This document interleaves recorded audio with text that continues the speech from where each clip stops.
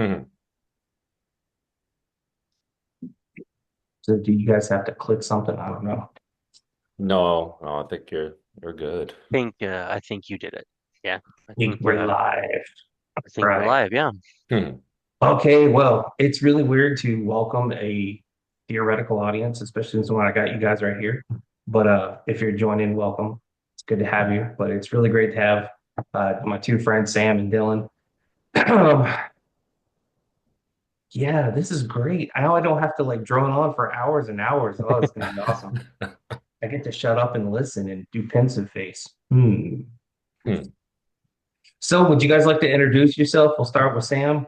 Tell us who you are, what you're up to, and I Sure. hope to have you as a regular on this. Very cool. Very cool. Well, hello everyone. My name's Sam Daly. I am a Samoan dude, 34-year-old dude living in Southern California. Um, I think I'm just a regular person like anybody else. People looking for other people, looking for things that are interesting in this world. And just I don't know, just looking for good community and good people to be part of, really. I know like that's not like the best introduction of what things are, but that's the honest truth, man. I just For real. yeah, I mean that's all any of us really are and look forward to, man. I served in the military. For a few years, I was in the U.S. Marines for 5 years. Did that coming out of college. After doing the Marines, kind of stayed in California in my last duty station. Went back to school, things like that. Studied engineering and physics. Um, did all these other cool things and whatnot with my life.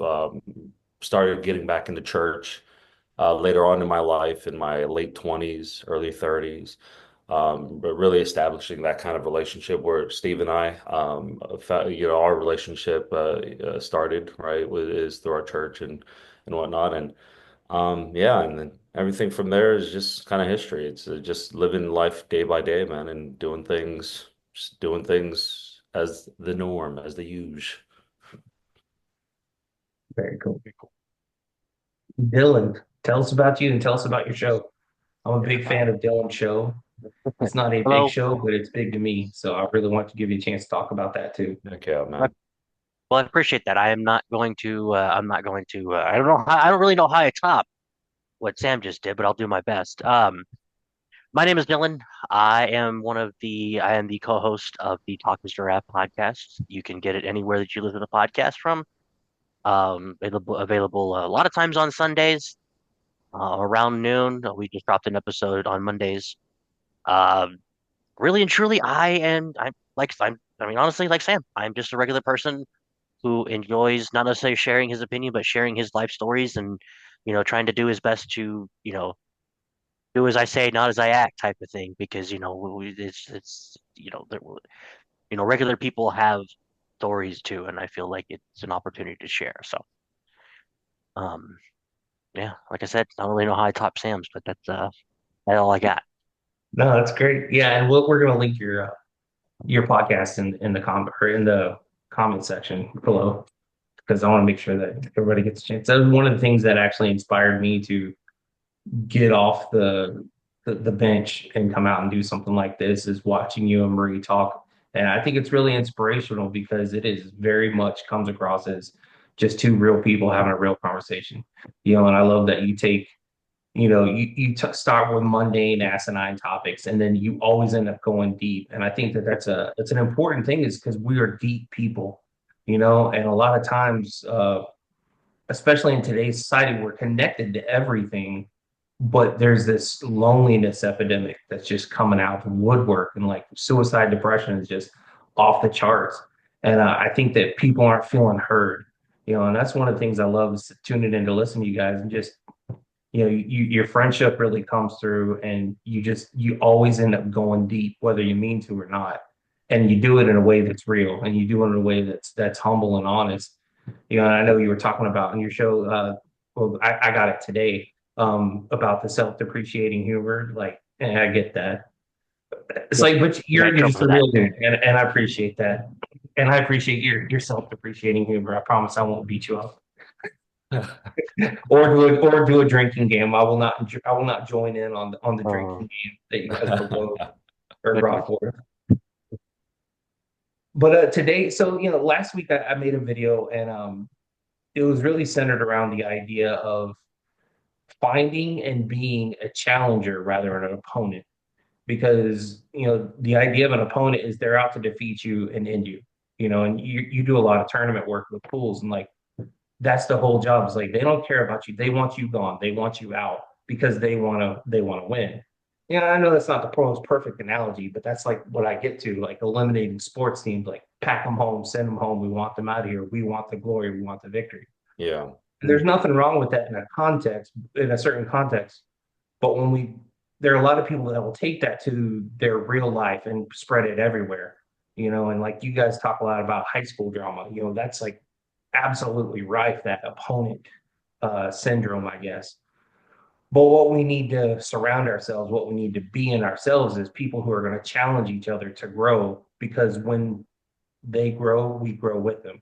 When our challenger grows, we grow with them, and we're constantly bettering ourselves, trying to better ourselves.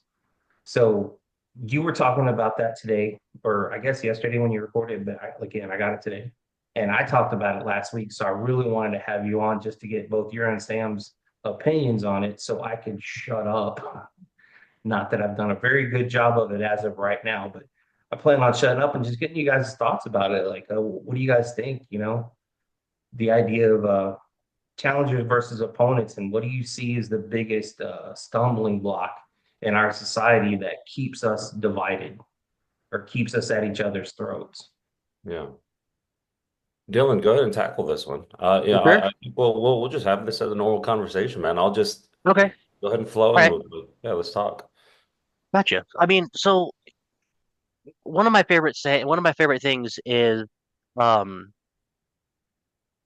when there was a concert that I went to a few years ago, and one of the things he said was he said you're only as good as the people you have behind you, being the people in your band, right? And the other thing too is so when you have a good support system around you, that's when you're at your best, right? Mm-hmm. So you're not competing with one another. You're keeping each other level-headed, and you're working towards a one common goal, right? It's not an everyday thing, but also one of my favorite things also is in the acting community when a lot of actors talk about when they go to auditions, they're like, I'm going to make a really interesting choice. I'm going to do something really interesting with this role. But One at the thing end of my the kid's day, in theater, and the other thing that she's always telling me is there are no small roles, and I think that kind of speaks to that idea too. yeah, Yeah. well, it's true. But the other thing too is when you're in an audition, your job is not to look good. Your job is to make the other person look good. Absolutely. Because when you're in that role, the person you're working with is going to feed off of what you have. So it speaks to that whole mindset of, um, sorry, it speaks to that whole mind. It speaks to the whole mindset of I'm only as good as the people in front of me. Well, guess what? I have to make the people in front of me better, or I have to make the people behind me better. How do I make them better? So that's kind of I feel like it goes back to that divisive mindset is like we go towards we all want one thing, and that's okay. I mean, if you're fighting for something, that's fine, but there's other ways to getting same result. Yeah, there's so much in this life, in this world, that does not have to be a fight. And I mentioned Yeah, last week politics and religion. Like, it's good to have diverse ideas because they Yeah. help you grow. Just because you have a different idea, it doesn't mean that, you know, I mean, I mentioned it last week. It's like you get into this binary mindset. Well, I think this way and I think I'm right. Therefore, the only option left is for you who oppose me to be wrong. And that's just not true. It's an illusion, and like I said, politics and religion, they separate us unnecessarily. So Yeah. that's kind of, yeah. Yeah, I think you shared a real powerful thing in your video, Bird, and it really, I mean, I tuned up. I think it's something I could resonate with. And you said that. a lot of people think that just because you say one thing, it's you're assuming that the other thing is wrong. If I'm Mm. right, you're wrong, or and it's always like this black and white thing. And I think that could be further from the truth, right? I don't think it's that way. I think that and like you were saying earlier this month, there was a lot of politics and all these things, and people have driven a wedge or decisiveness in those kind of topics, man, and it's heartbreaking. But I think when it comes to like the people we surround ourselves with. There's this interesting saying. I have no clue who says it, and I wish I could own it, but I can't. But the saying is, show me your friends, and I'll show you your future." Yeah. Unknown author. It's one of the most powerful things, and because it's the Well, it's truth. like Paul always says, give it 3 times and you can claim it. Yeah, dude, for real. But it's so truthful, man. You if you ever seen somebody who is just. I'm trying to say this without like being like without somebody trying to say, "Oh, Sam, you're prejudiced." No, but look at somebody whose life is just like in shambles or is like I don't know. They're just they act like, for lack of a better word, a loser. Ask them like, just look at your friends. Ask who are they around all the time? What kind of information, what kind of things are in their lives? And I think that's like those are like huge indicators, huge markers for people as such. And I know that for a fact. It's personal. I like from a personal standpoint, I surrounded myself with losers for a long time, and I was one. And I can honestly say that it was the day that I decided to like change that step in my life or change like just unveil certain things in my life, pull back the curtain and say that, you know what, I think I ought to like separate myself from certain things. Not Mm. because of like not so much because of like people's mindset, because I'm right, they're wrong kind of thing, but it's more of like characteristic stuff, right? Like there's nothing that they're doing in my life that is more beneficial that right that at least from what I'm getting. Yeah, I'm not sure if this is making sense, No, but absolutely. Would it yeah. be fair to say it's not that you thought you were better than them, but you desired better for yourself? I I think that's fairly safe to say. Fairly safe. Yeah. And there's nothing, and you know what's it speaks to it's also the thing is too is like there's nothing wrong with having those types of friends. You can have multiple groups of friends, Hmm. but sometimes the friends that you like, you bring up a good point. You associate yourself with these losers, I guess, and you not necessarily you don't have to become one, but you you surround yourself with other people as well. Those Yeah. losers are fun to be around. They do fun stuff, Yeah. Yeah. but Sure. and they do a lot of cool stuff, but they're not moving me towards point to where I want to be.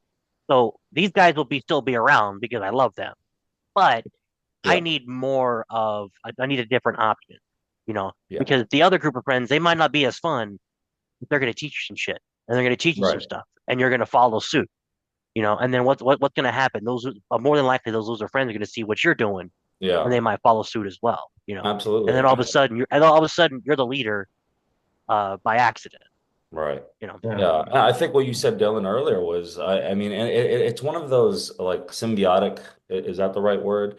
Yeah. Relationship where is that right? There's a balance in it, right? It's not so Yeah. much that like everything is around me. No, heck no. But we kind of help, and Steve, you and I have this relationship. You and I are there. We're not the main characters in anybody's story, bro. We're Yeah. here, and I swear we are framing everything around each other. That's what you said earlier, Dylan, and that's powerful because I think that's something that we ought to do. That you help support one another. You help build a framework around each other.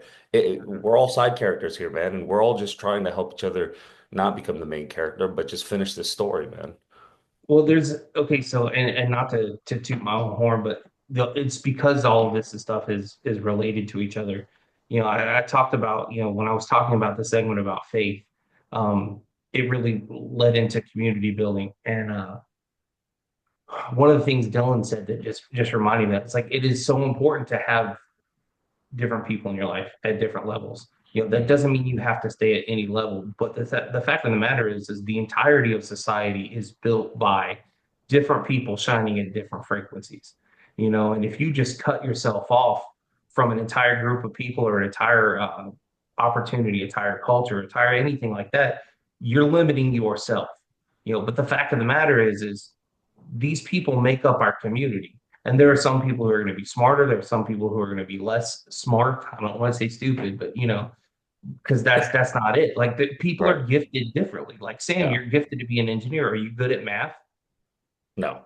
You're supposed to say yes. As a matter of No. fact, I hate math. But I Yeah. was that making out. that example. Like there are people out Well, there that do things, that build things that I have no desire Right. to step my foot into, but I appreciate them because I enjoy the things I do because they enjoy the things they do and they make great things and hopefully I'll make great things and we can all share from each other. And when you get to that point where you click on a remote control and you have to get that meta level of understanding that somewhere out there was somebody that dedicated their life to making that work No. and just sit back and be appreciative of that and who they are and what they were. And when you can do that, you can extend that appreciation to people you don't even know. Mm. And the way that it all ties in, and this is the other thing that you had talked about on your podcast that I walked today, is the idea of mentorship. And it's like you were saying earlier, Sam, it's like, it's not that, I'm better than you, but I want better for myself. And being able to recognize those people that are going to mold you into the person that you want to be and teach you the things that you want to be. Sorry about that. I think it's critical.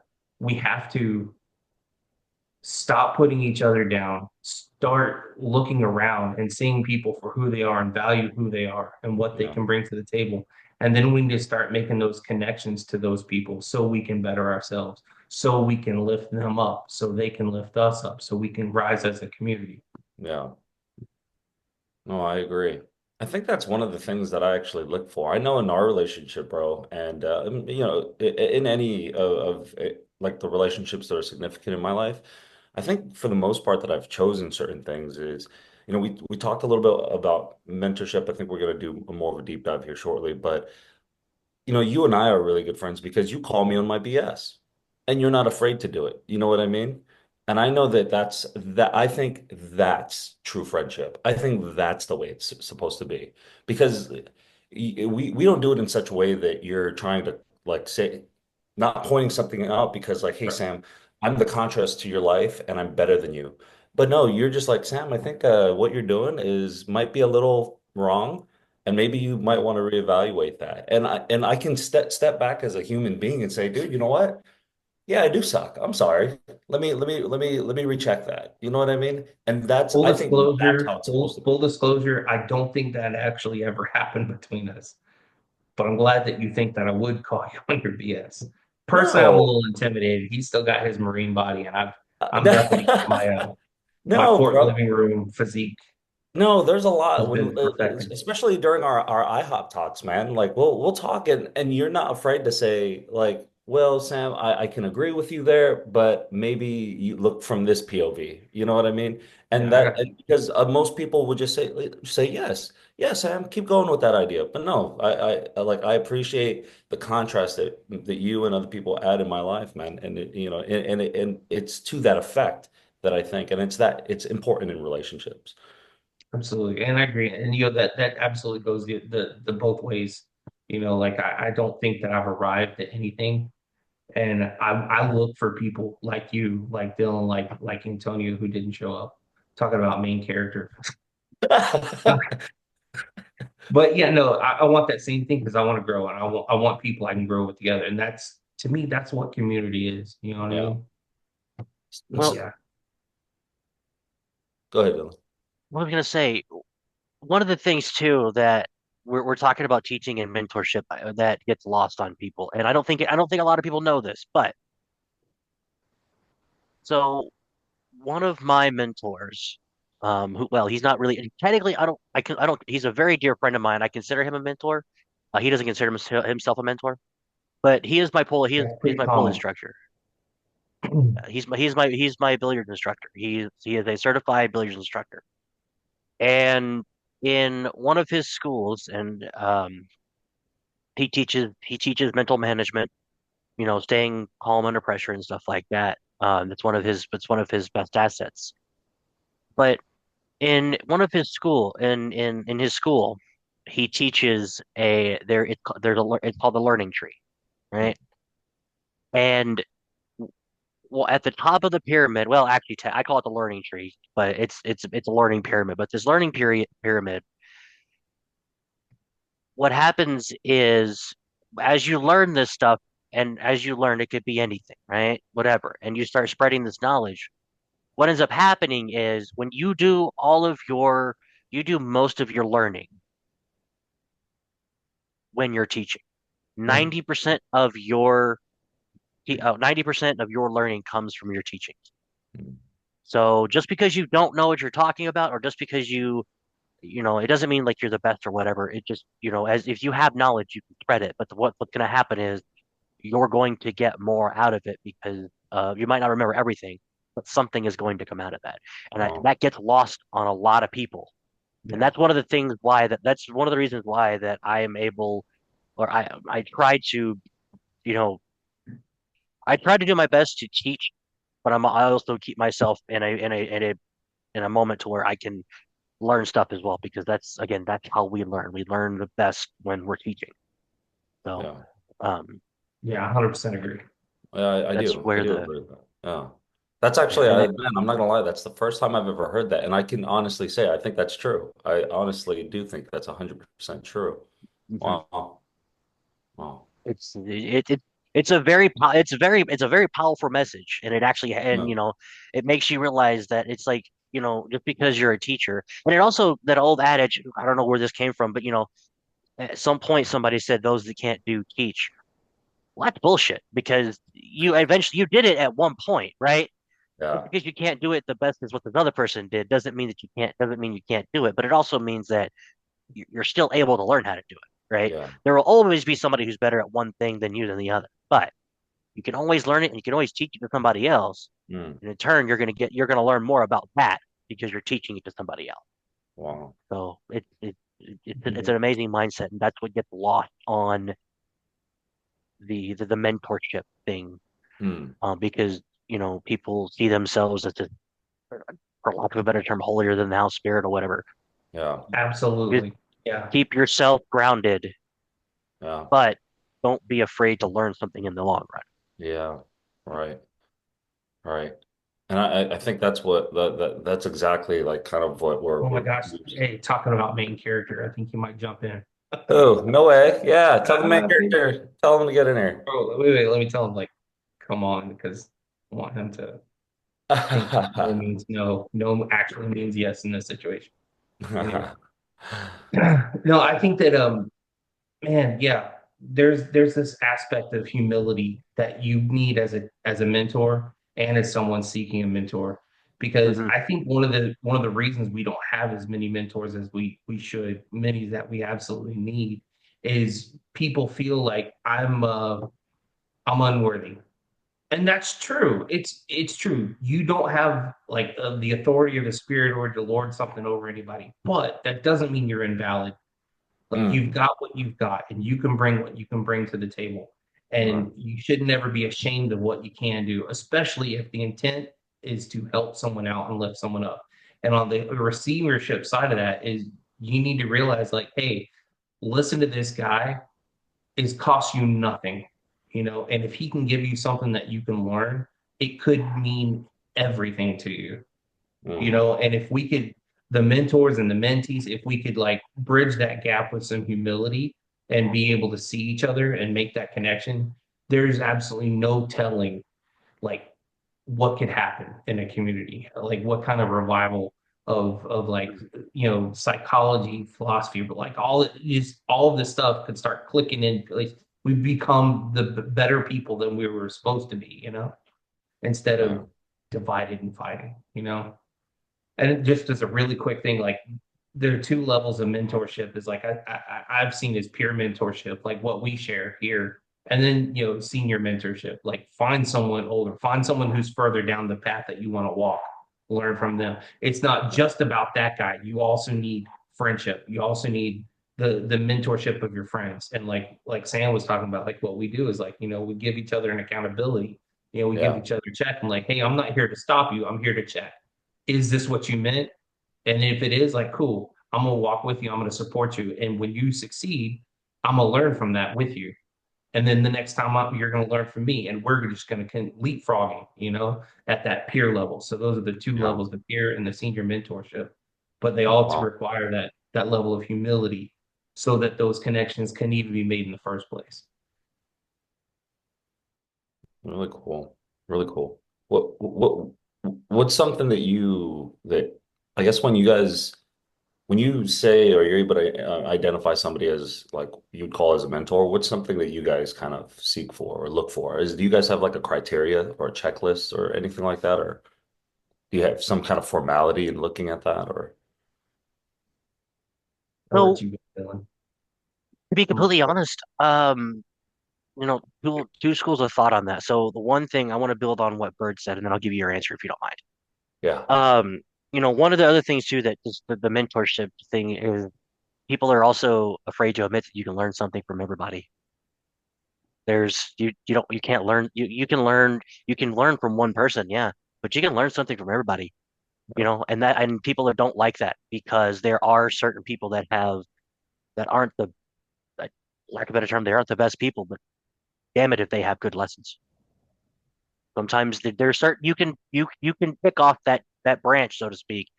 You don't have to agree with everything that person does or what they say, but there are certain things you can latch onto and be like, aha, I like that. I'm going to keep that and I'm going to shamelessly steal that for myself because that's who I am. And I think that's why a lot of people don't take the whole mentorship thing seriously because they're like, if you learn from this person, you can't learn from this person. This person contradicts what this guy does.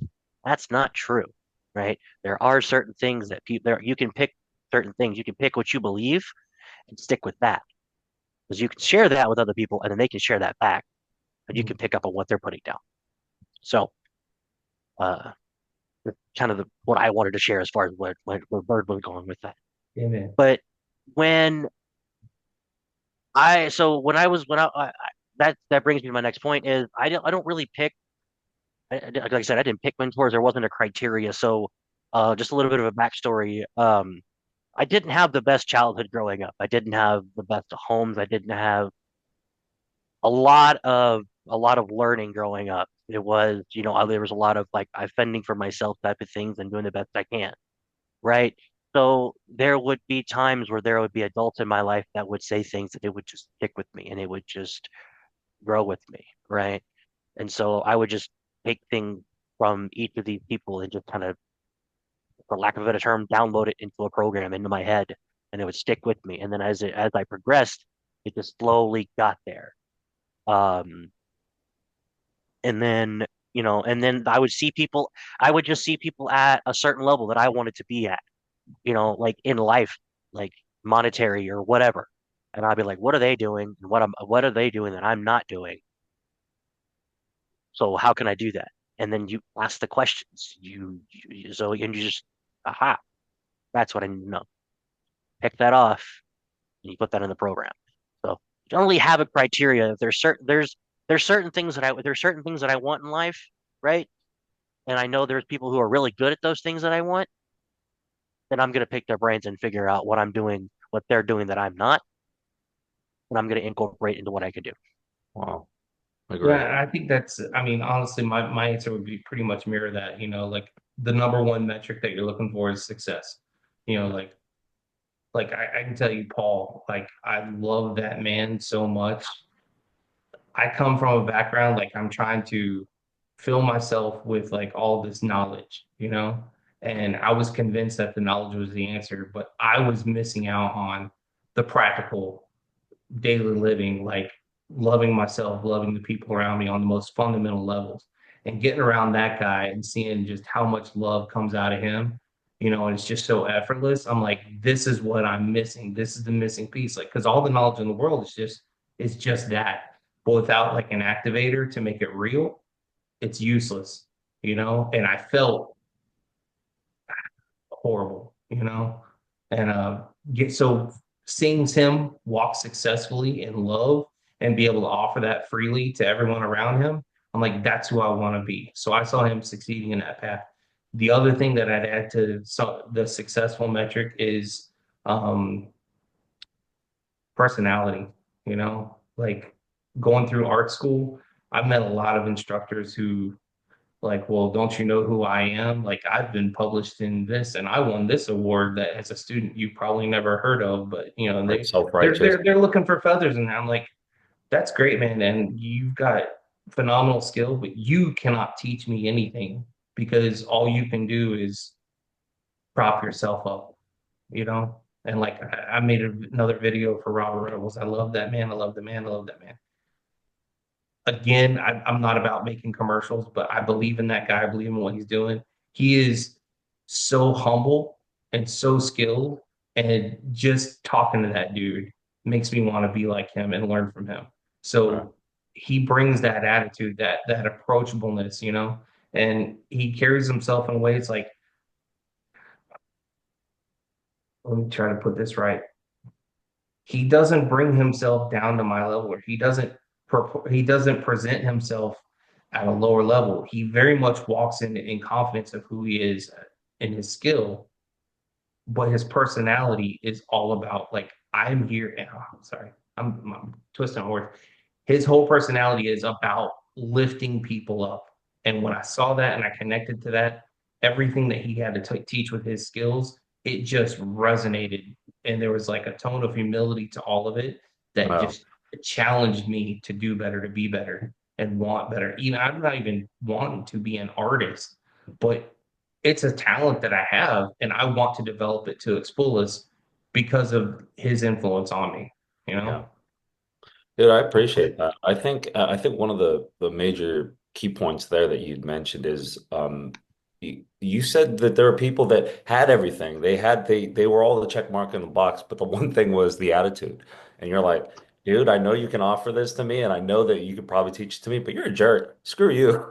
You know what I mean? Mhm. And I think that's huge. I think there's a component in that makes it, I don't know, more relative to us as people because I see that in people. There's so many people in my in life that I billionaires, very successful people, very healthy people, very people that I wish I could be like, right? But then really, hey, what's up, bro? No, Yo, dude. Main What's going character on, guys? energy. All hey, right. you're Something looking good, like a right? nerd Sorry. today. Nice. What's Sorry to up? interrupt. Jeez. Oh, you're No, you're good, man. good. You're good. But no, that's all. I think that what you were saying, Bert, is just say that really that I just thought that was a key figure, man. Is just the attitude of people in mentorship, in mentors. Yeah, and exactly. And mentors is the key word because you can learn from jerks. You can learn from successful jerks, Um, but you can't mentor with them. Yeah, and that's the difference. Oh, I Not guess every that's what person I. who, not everybody who teaches you a lesson is a mentor, and that's another thing. Yeah, I guess something I wanted to ask you, Dylan, is when you were saying earlier that you can learn from anybody, you're just talking about like people like they're just kind of being the contrast to like you look at them and you're like, oh, you're doing it this way. I know now not to do it that way. Is that's kind of what you're getting on about, or Yes and no. So okay, what I meant by that was you can you can learn something from anybody, right? yeah, And just because they're a jerk doesn't mean that you can't pick something up, right? I got you, You can't pick up, got uh, I'll I apologize if I kill the audience, but I'm gonna go ahead and say it out this way. Look at a guy like Andrew Tate, you, yeah, right? Andrew Tate get I was thinking it when I was talking, but you said it. All yeah. right. Yeah, I'm gonna do it. That's what I like. I like to ruffle. I like to shake and see what falls out. So this is what we're yeah, gonna do. You take a guy like Andrew Tate. Guy is really good at ruffling feathers, right? yeah. But when he's not ruffling those feathers and he's being himself, there's something to it.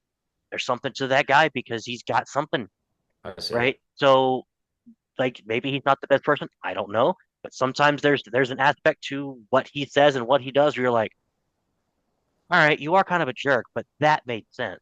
I see what you mean. So Yeah, I'm gonna that's a good point.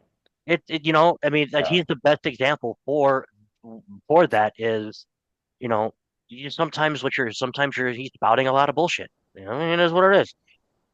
But To be fair and be clear, learn lessons from Andrew Tate where you can, but don't make him a mentor.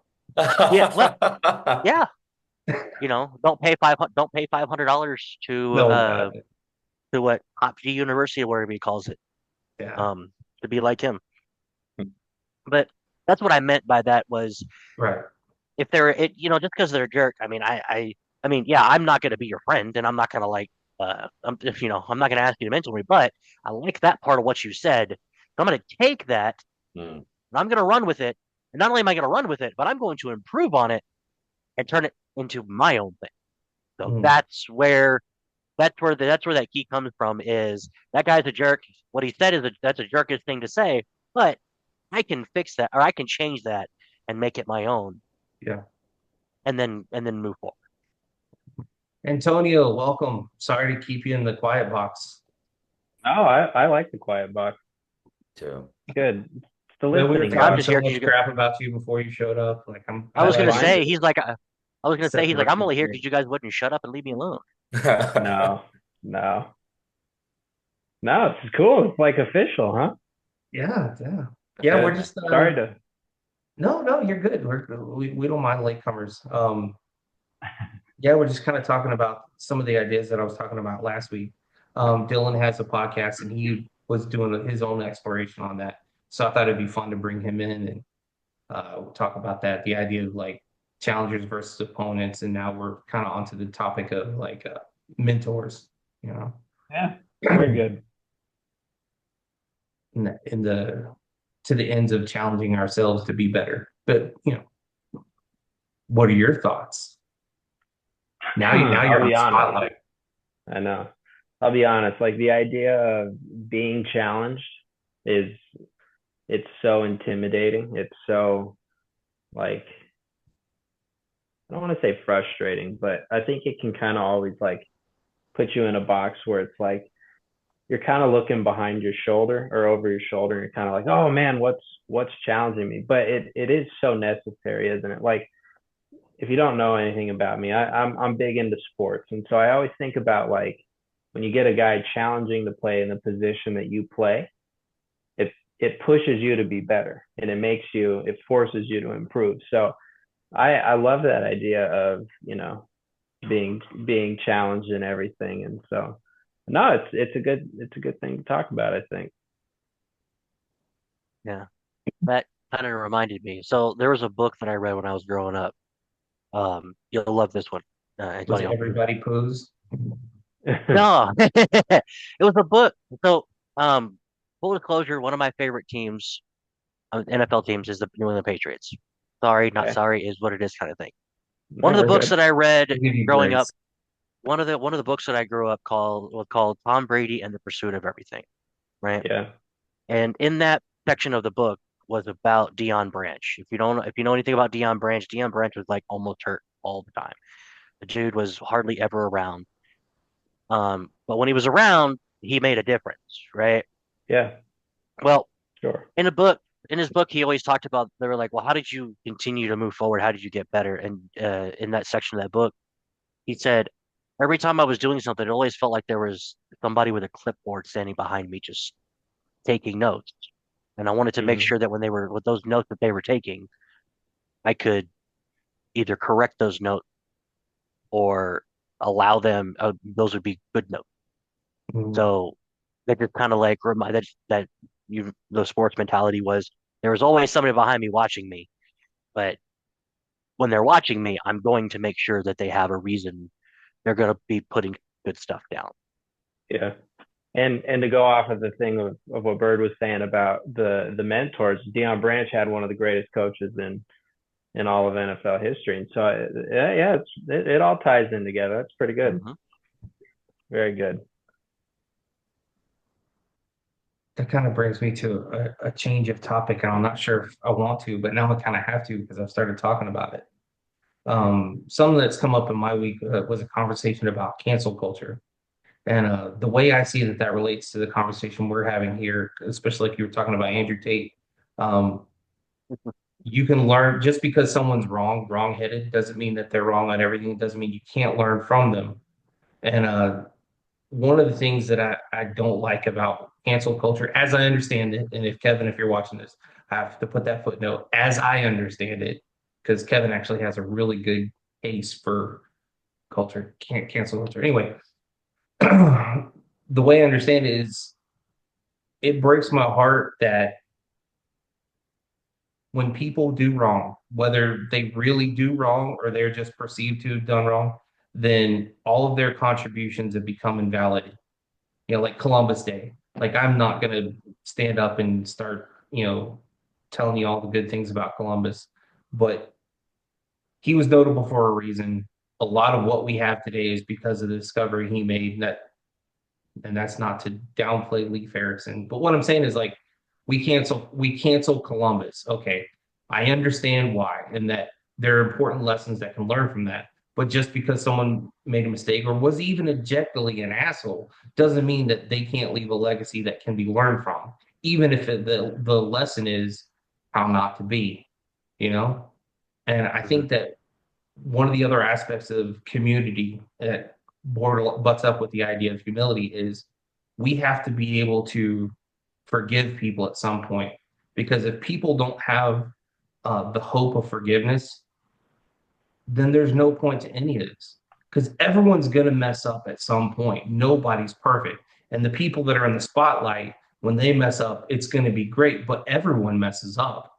It's just, it's not all on Front Street like it is for them, you know? But if we decide as a community that we are not going to allow a place to forgiveness and that there's no way to be redeemed back into any kind of social standing, and that doesn't mean give them a pass. I'm not saying that. I'm saying truly forgive them and give them a chance to show remorse and move forward from it, then that's another thing that's just going to put a nail in the coffin of our society.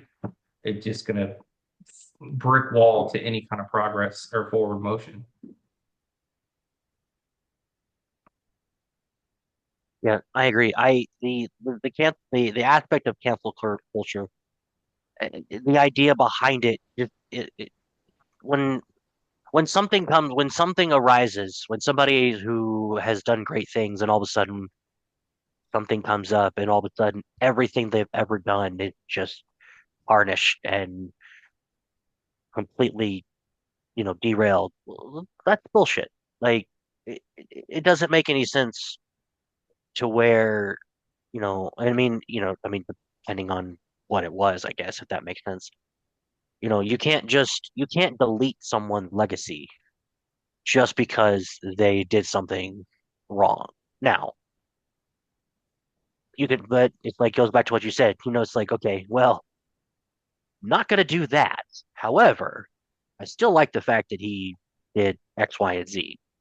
So I'm going to be okay with that, right? And I don't know if I've got a good example for this one. We mentioned Andrew Tate, but I'm gonna mention another one. Uh, is anybody in here wrestling fans at all? Not Like since the WWE kind of not since stuff? the 90s, Yeah, man. absolutely. Yeah, Heck yeah. I'll go back. All right, I'll give you one. I'll give you an example. Chris I grew Benoit. out of that phase. Who'd I you don't know if say? anybody. I said Chris Benoit. Oh yeah, man. Heck yeah. Okay, okay. So I don't. If nobody, if you don't know the story of Chris Benoit, look it up. Is there any Canadian Essentially, bias? I just have to ask you, full there transparency. no, there is no Canadian bias Okay. whatsoever. He he was one of my favorite wrestlers growing up. Again, one of my favorite wrestlers, right? I just low key doxed Dylan as a Canadian. I don't know if you guys picked that up. What he Yeah. did in the ring and what he did was very entertaining. However, what he did outside of that, horrible. Yeah. And I don't know. Do you want me to? Yeah, I don't know if you want me to get into the details, or do you want me to keep it vague? What you looking for? No, just make a point. Like, I think we Okay, cool. All got right. you. Following. And it's like if you don't know the story, if you're listening, you don't know the story, look it up. You'll be like, oh, okay, I see what you're saying. But he did something wrong and immediately tarnished what he did in the ring. I don't think that's two different that's two different things, right? He was one of the greatest performers of all time. Yeah, and what he did was wrong, but we can't just take away we can't you can't just ignore the fact that he did X, Y, and Z, you know. But you can be like, that guy's a terrible human being, but damn was he good in the ring, right? Yeah. So that just was just a point that I thought about whenever you were saying the whole cancel culture thing. And I'm probably gonna get in trouble for that because like, oh, he's a Christian, he's okay with that type of stuff. I'm okay with what I'm okay with what he did in the ring. Uh, Because like as a kid, you latch onto that kind of stuff, right? So hmm. What do you guys think? Go I ahead. do not. I'm not gonna lie, I kind of missed some of the segments of, I was kind of away from my computer. I had to take care of some. Sorry about that. Well, we were talking You're about good. cancel culture, and one of the things that breaks my heart about it is that society would completely cancel somebody, and there's no hope for forgiveness. There's no hope for restitution, and if there's no hope for forgiveness, it makes everything pointless.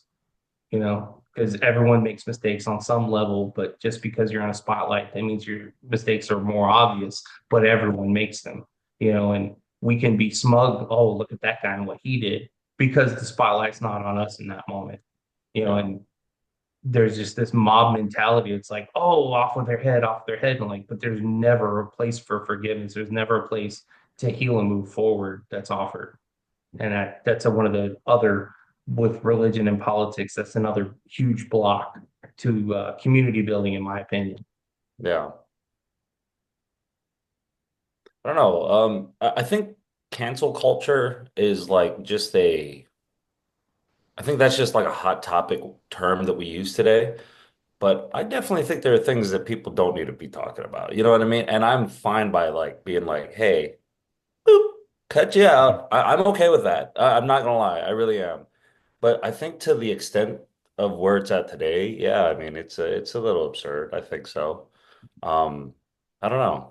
I don't. I'm not sure how I feel like toward culture itself.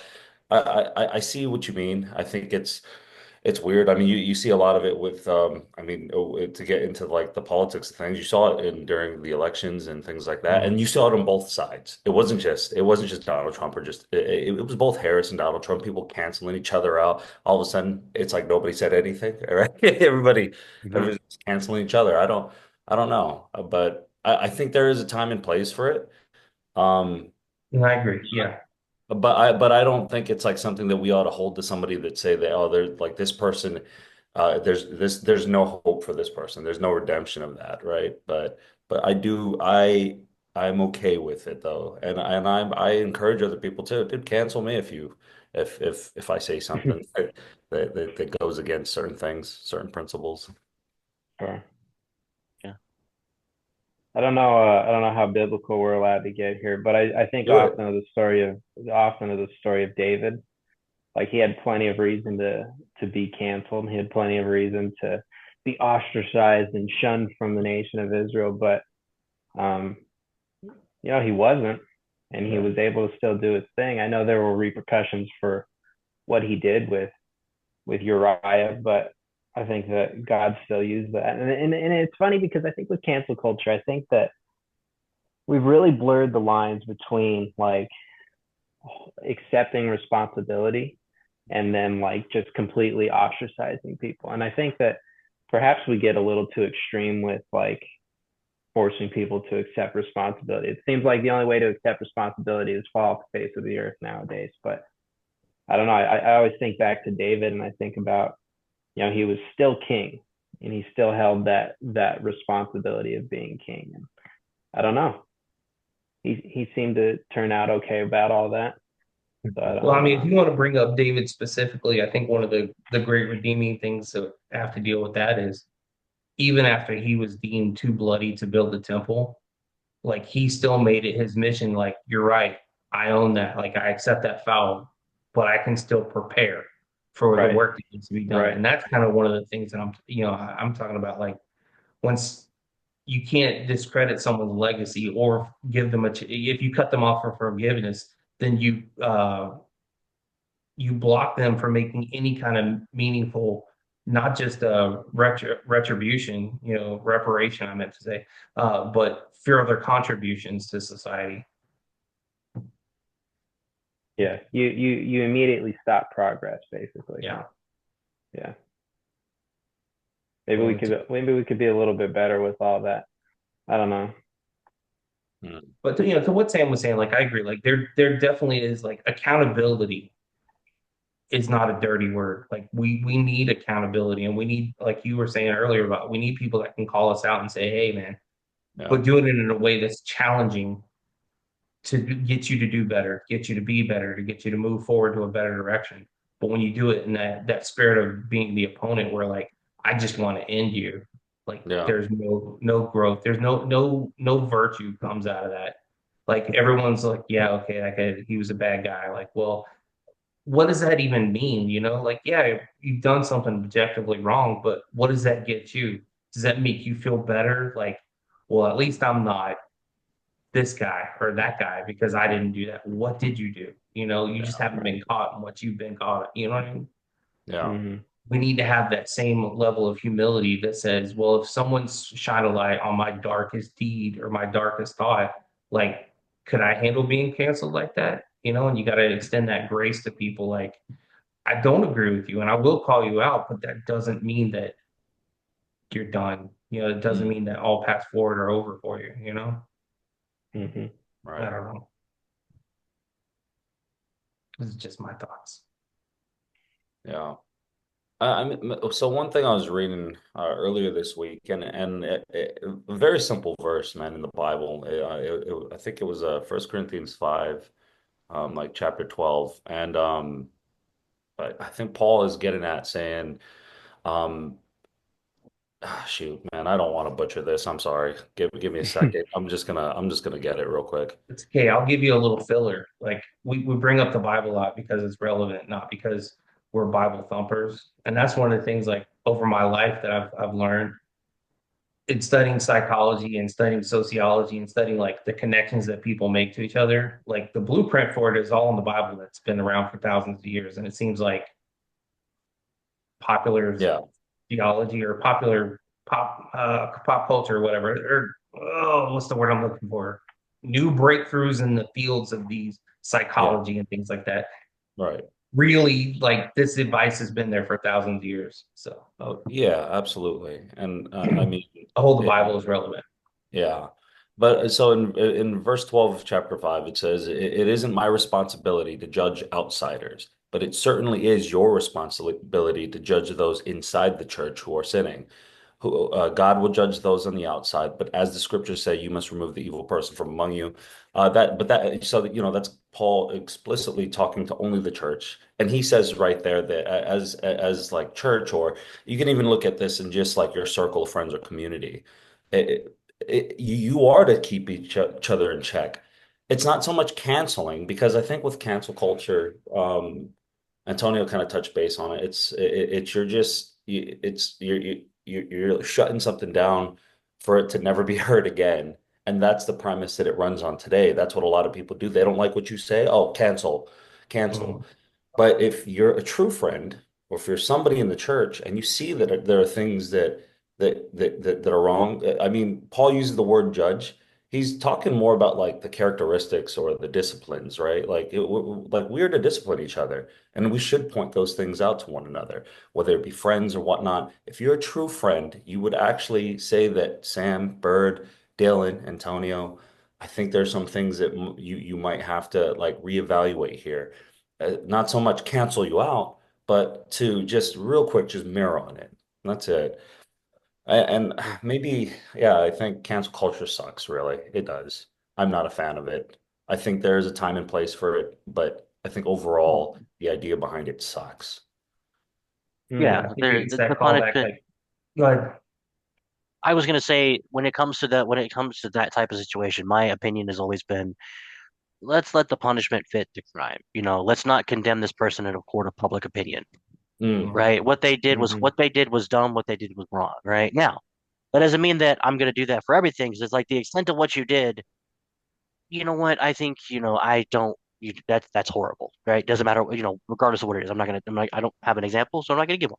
But there is a time and place for it. However, it's become a one size fits all that's good. scenario That's a good to point. where it doesn't matter what happens, it doesn't matter what they say, it's cancel them, you know. and they could say something, it's like name me one blue food, and then somebody says blueberries, and all of a sudden it's like blueberries are fucking purple. Get out.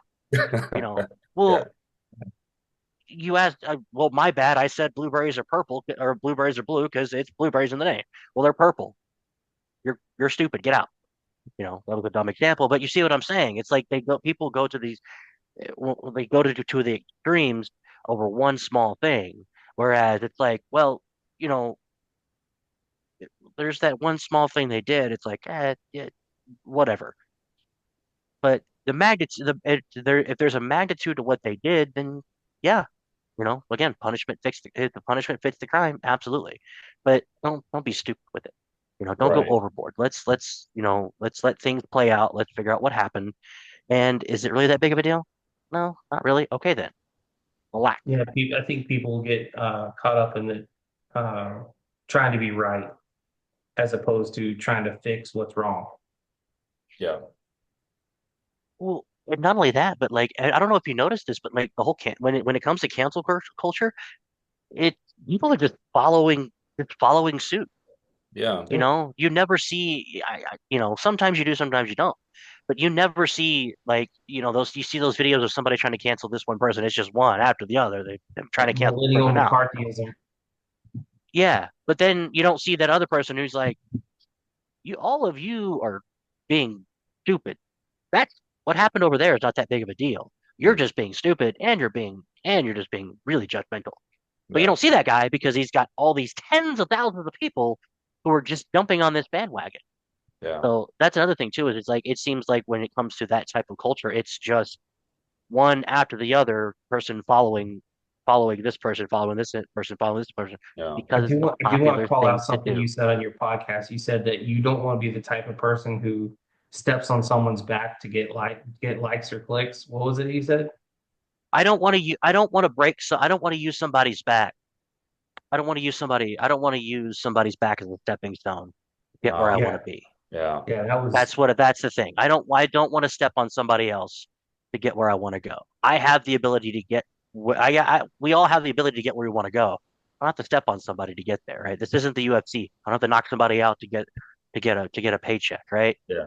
That's not how the real world works, Yeah. right? So yeah, I dig it. I dig it. Yeah. What do you think, Antonio?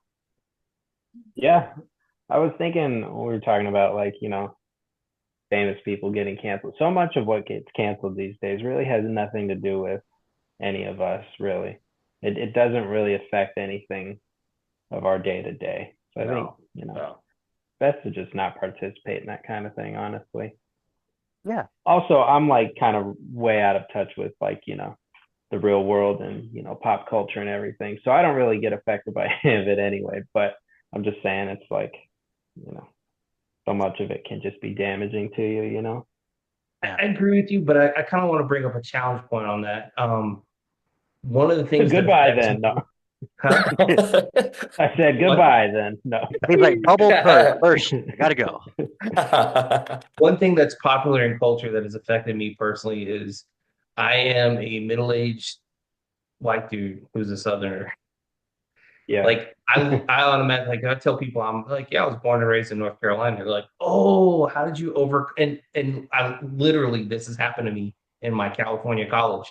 How did you overcome so much racism to be as eloquent and kind as you are now? I'm like, is that a thing? Apparently it is. So culture has determined that Southerners are all racist and white dudes are, responsible for all of the toxic masculinity. And that's the key word that I want to hit on toxic masculinity. If you're a dude, you're stuck with that label because pop culture has determined you're toxic because you're a man. So that's one of those things that I would say, like, I think that hateful culture and let me just back it up for a second. Like toxic masculinity is real. It's a thing, Mm. but I think that the mob mentality behind it has attributed that to people who it doesn't belong to just because of what the way they look, discrimination, I guess. So what would you do with that? I mean, what did you do when this person said this to you? Were you just like, it's not really a thing? So I mean, I got offended first off, and yeah, like I kind of got in my flesh. I'm like, I almost got mad about it, but then I realized like, well, I'd be feeding into the machine, and yeah, but I didn't know what to do with it. I'm like, I don't know how to overcome this legacy hmm that's been created for me, other than just live my life day to day, one interaction at a time. yeah. Basically, I No. think I think I would. I don't even know what I would do. Probably just be like, hey man, I'm not racist. You don't have to say that about me, type Like thing. I got plenty Like of black friends. yeah, well, Oh, you buzz me. That's what racists say. Yeah. yeah. But no, I mean, I don't know. That seems like a pretty far fetched thing to jump to, a conclusion to jump to about somebody as you just meet them. But I don't Yeah, know. Evil Yeah. I Knievel couldn't do. have made that fucking leap. Yeah, Yeah. Sorry for the language. I apologize, but yeah, Evil couldn't make that damn leap. Yeah. Um, that's an insane stretch. Uh, imagine if you were from Texas. How bad would that have gotten? Well, as North soon as I Carolina? Oh left God, can you only North Carolina, I imagine? moved to Texas. But no, yeah, I get what you're saying. I don't know. yeah. So maybe it was a stretch on my part, but I thought maybe there was a correlation between the two. It If I'm wasn't a wrong, I'm stretch on wrong. your part; it was a stretch on their part. Oh, okay. Yeah. That's a massive It, it is. It's kind like of extreme, man. that Really that is. that's huge. That's what I mean by like evil. That's a huge leap to make. It's like you're from North Carolina Yeah. and you're white. You must be racist. Yeah. Like, Where did you how where did you did you draw that get that conclusion? from? Like, like, were Yeah. you abused as a child? Like, what Right. happened there? Jeez. Sorry. The No. assignment we had to do is we had to make a brochure about our hometown, and I came from Pinehurst, North Carolina, so of course, golf. It's golf Heck capital of yeah. the world, whether you believe it or not. It's golf capital of the world. Look it up. Anyway, so I'm talking about, golf courses, the hotels that's been there, like all the famous people. Like, it's like I just don't understand like how you could just glass over the inherent racism of Pinehurst, North Carolina. Like, have you ever been to Pinehurst, North Carolina? Like, I don't know. Like, I never owned a slave. I never know anybody who owned a slave. And like, I know it's a cliche, but all of my best friends wore black. That's just how I grew up. Like, I didn't see racism until I left North Carolina, and then it was put in my face. Like, oh, you're racist. I'm like, wow, I didn't even know that was a thing. No. So I think the better question would be is like, how do you like? Have you ever like? I would have looked at them like, have you ever heard of Pinehurst, North Carolina? Like, how do you know that that's the? How do you know? How do you like? Actually, well, within the best question is, how do you know that place is inherently racist? Yeah, Like, I well, live there. How do you and know? that's the problem with the culture is you're guilty until proven innocent, and Yeah. that's just a warped perspective on anything. Yeah. Right.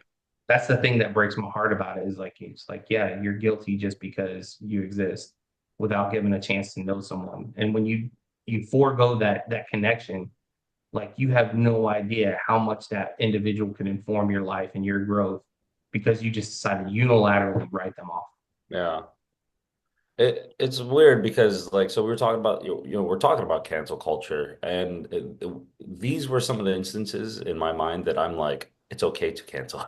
I'm like oh, there's the cancel button beep and then this it never extrapolated out from there. It's like Yeah. seriously I just it's so repugnant of people to just jump to the extremes of and they just come to these conclusions just out of nowhere of not even knowing a person and it's very weird. That's when I hit the cancel button. Seriously, it is just because I don't have time for people's BS in that manner. You know what I mean? I really don't. Um, I think that's like those are the moments in our lives that we ought to like to really dictate whether it's something that we continue forward with or like that's it. We're like, I don't need that. I don't need that right here, right now. I think because Antonio, what did you say? You said that your response would have been like, "Hey, man, I'm not a racist." Later, you know what I mean? Yeah. Like it's that, Yeah. like that's it. I wouldn't have even entertained it. Yeah. I'll share one thing that happened earlier this week, and it's kind of funny. It has to do with the election. So if it gets a little political, sorry. And if I offend anybody, sorry again. But Yeah. one of my friends, she's a hardcore liberal. There's nothing wrong with that. I think there's some viewpoints of liberalism that have its way in life. That's fine. Everybody's entitled to that. But she was really going off of the narrative of like there's that movement, my body, my choice, things like that. And then there's some dummies on the right who were like, your body, my choice, crazy stuff. Well, anyways, she had made this post saying that, if you voted for this guy, unfriend me right here, right now. I've known this person for almost 20 years. We went to high school together. We were very close friends. We served in the Marines together. Very close friends. And Mm. I just responded to them. I was like, "Well, I voted for that dude. And you and I know each other, and you know I love you, sis." And her response was like, "Oh yeah, bro, you don't count. I love you." And I, Yeah. I was like, "What? What's going on here? What are we talking about now?" Right? Like instantly she canceled her own narrative between me and her directly. And Mm. and I don't know, it's weird. It really is weird. But I do feel that in the same sense that we can do that. That you have the right obligation to realize these things, but also the right to be just like, "Ah, I don't need this, man. I'm sorry. Later." Yeah. It's what I feel. Well, also too, like when you look at it like that, it's like, you know, it took you more time and more effort to put that post out or to make that video than it would for you to watch and see what that other person did and be like, eh, and Right. scroll on and go about your life. Right. Like Yeah. you're sitting there, when people build on that type of stuff, you kind of sit there and you're like, well, this is it. This is the hill you want to take, right? Yeah. Nothing else. This is the hill you want to die on, or Yeah. not even die on. This is the hill that you want to get on to Spartan kick somebody off of. That's what you want. So, like, you took more time, and that seems like a waste of time where you could be doing so much more. Right. Like, just Uh, it's like that. You know, kind of goes back to Antonio's point. It's like he stays out. He's out of touch with a lot of what's going on. That's fantastic. You know why? Because you're like, oh, that sucks. yeah. And you start laughing at the next video because it's like, I just moved on with my life. Like that was really stupid for you to say. On to the next one. I love that you You know, said this because seriously, that term you use, is this the hill you want to die on? Those are the little words that I personally say when it does come to instances like that. I seriously do. That's why I love that you said that. I literally ask myself, is this the hill I want to die on? Do I want to die on an argument about Dora the Explorer and Boots the monkey? No, I don't think so. I think we're just gonna keep going. You know what I mean? is this It's so? such a if you can phrase it in such a way and you can just extrapolate the scenario in your mind. I think a lot of people would easily come to a conclusion of whether they proceed or just cancel, proceed or just move on. I don't know. It's ridiculous sometimes. Yeah, So, and Dylan, it's I do also want to validate what you said about that. Like, don't waste your time. Like, there is some wisdom to be found in that, but I also think that it's true, especially like in Sam's case. Like, this is a person that has been in his life. Like, I think that finding the inherent value in that person who disagrees with you enough to throw them a lifeline. I'm like, hey man, did you really mean this? Like, do you realize that this statement of yours puts us at odds? Like, was that your intention? Like, I think that can be valuable too, and I don't think that you should make a career of it. But Yeah. like I said, when you see that inherent value in someone, like, are we really at odds now because of this?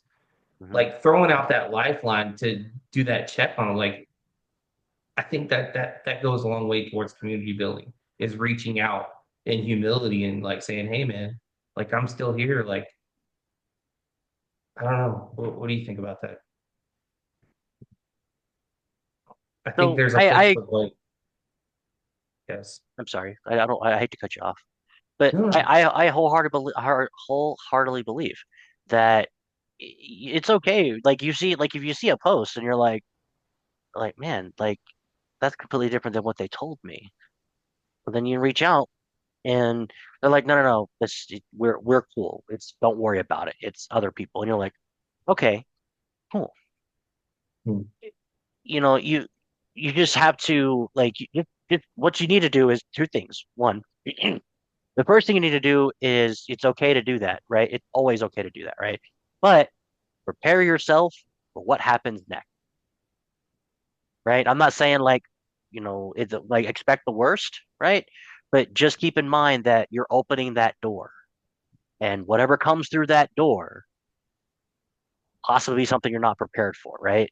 Mm. And I know that sounds like, yeah, I know that sounds insanely like No, that's far-fetched, fair. but That's fair. you never know. Like when you open that floodgate, it could be fantastic or it could lead to your own personal hell. Yeah. Yeah. It's a double-edged sword, right? So that would be the only thing that I would say is like absolutely do that, but also whatever happens next, just keep in mind that it is what it is, right? Like I will give you an example. I have a very dear friend of mine. I've known him my entire life, and some of his actions and some of the things he were doing was, very toxic. It was borderline violent. He was not harming anybody. He was harming himself mentally, right? And at a certain point, I realized I was like, I love you, but I cannot follow you down this path. Mm. So you need to figure out what you're going to do. And eventually and I told him that multiple times, and he never got the message. Well, the message got received when we just stopped talking, when I stopped answering his text message, right? And then I started doing my show, and I started talking about the things that he was doing, right? Not mentioning by name because I never want to put somebody out there like that. 'Cause it's not fair. You can't do that. It was harmful and it was hurtful to me that I was reaching out and I was trying to help him, and he would say, "Yes, I understand." Then he would turn around and do the exact same thing multiple times. Well, not only are you disrespecting yourself and the people around you, now you're disrespecting me. So at what point do you sit there and go, all right, can't, you know what? For my own safety, for my own personal health, I'm going to back out of this situation and I'm just going to let you figure it out. Right now, don't cut them off. Stay ready because, anything can happen, and, always be prepared because, you want to lead reset. You want to be that lifeline because eventually they will reach out. Right. But that goes back to saying be prepared for whatever comes next, right? And also don't be afraid to stand your ground, Mm. right? That's the other thing too. It's not, and it's not that other thing. It has nothing to do with like is this the hill I want to die on. You're doing something that's harming yourself and it's harming our friendship, and it's kind of harming me. So we need to figure this out and fix this, or we have to go our separate ways. Doesn't mean we can't be friends Yeah, again. I It completely means that agree. at this moment in time we have to step away from each other. And sometimes that's healthy, and No, you absolutely. reset those boundaries for that friendship, and then they realize, aha, I see what you're saying. So, um, No, I think that's great. I mean, it definitely highlights the understanding that there is a scale, like it's not a binary solution. Like the easiest answer is to just cut them off or just ignore them. It's like, but then there's a level that engages them to try to repair that. And then there, like very rightly determined or illustrated, there is a point where you need to cut people off for your own safety and for your own like mental security. So yeah, no, it's nice to know that there's a scale. There's not just two answers, just love and accept and be okay with everything versus, this guy agrees with me, so I just have to automatically hate them. So I think that's, again, one of the things missing is realizing that there are degrees of choice that we make. So it just depends on who you want to be. Do you want to be the community builder? Do you want to be the challenger? Or do you want to be the opponent who stands alone in the end? I don't know. Hmm. Very cool. Very cool. there's multiple ends to this story. How do I want this to end? Right? And it also comes back to like like give an example when people are struggling, right? When they're having those and they're having those mental blocks and those problems, right? and you say, "Why didn't you reach out to me? Why didn't you say something?" And they're like, "I don't want to." Um, some people are like, you don't get angry with them because of that. Yeah, you need to get angry. You know why you get angry? Because it's like, why didn't you reach out to me? Well, I didn't want to burden you with my problems. And they're Mm. like, you asshole.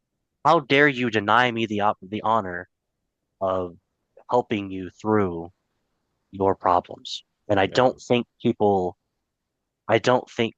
like are willing to accept that or say that because that's the truth of the matter is when somebody reaches out to you, yeah, it's cry for help. It is what it is, right? We all need it, but they reached out to you. Consider that an honor that they reached out to you, and then do the best you can with that, right?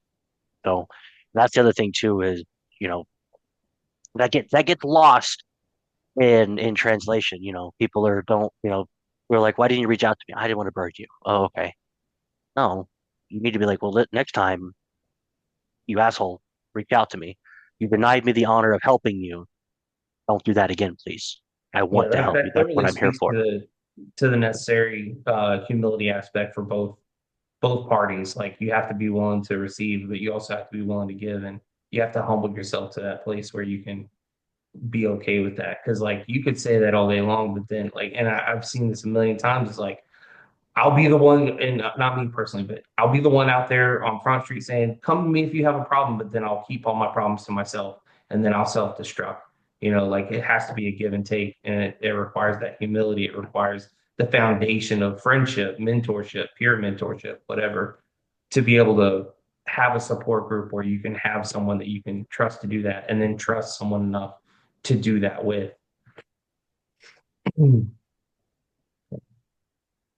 I don't know. I think we're kind of running out of time. We've gone long, but I want to give Antonio a chance to pipe in. I feel bad because you kind of came late to the party. That's all right though. As long as Closing I was thoughts. fashionably late. Now, closing thought. I was just thinking about um, knowing people that disagree with you on certain things.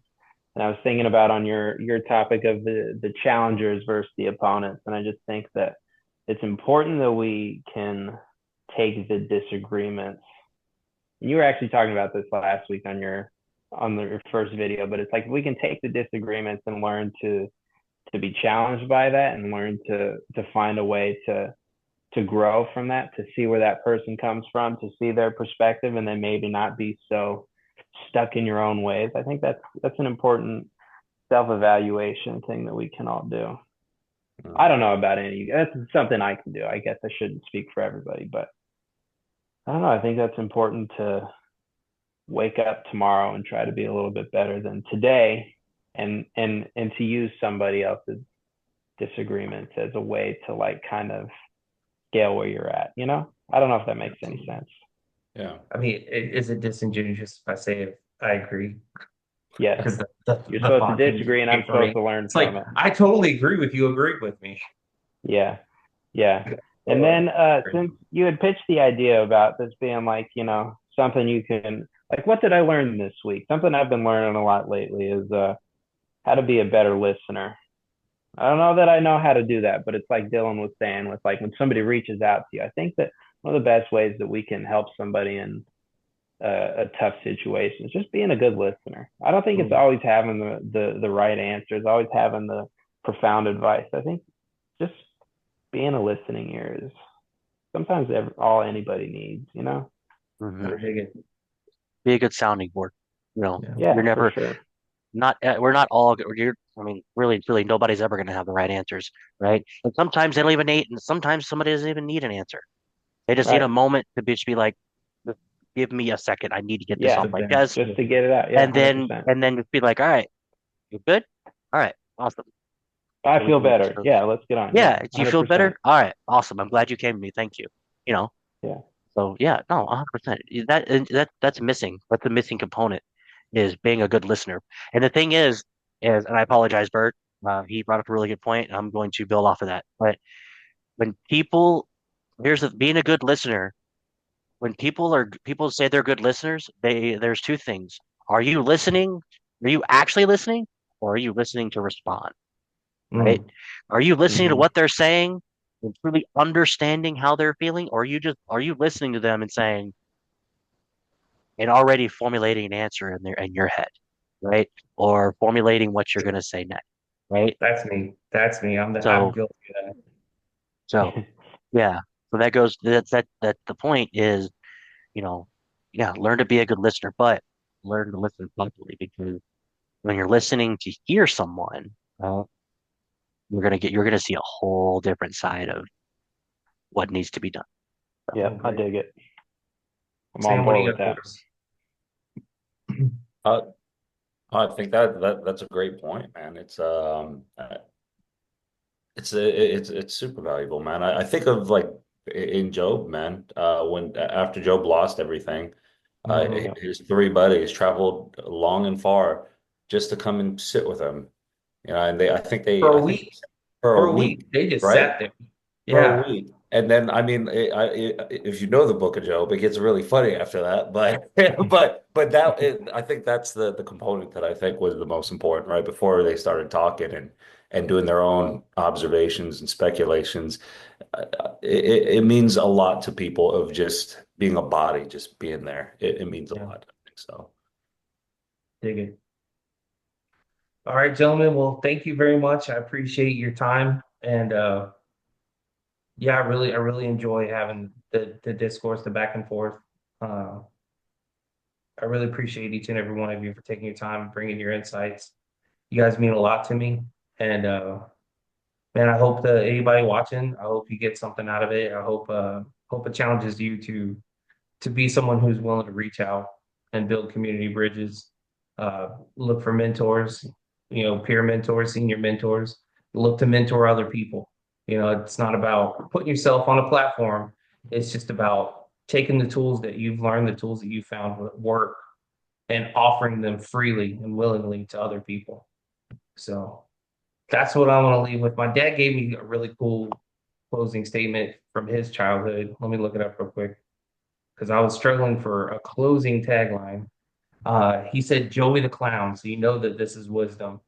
But Joey the Clown used to say, "Be nice," because remember, all we have in this world is each other. At the end of his show, or at the end of the show. Actually, I think I misread the quote. Like, all we have at the end of the world is you. I botched that, but that's okay because I have time to It works, practice it bro. in the future.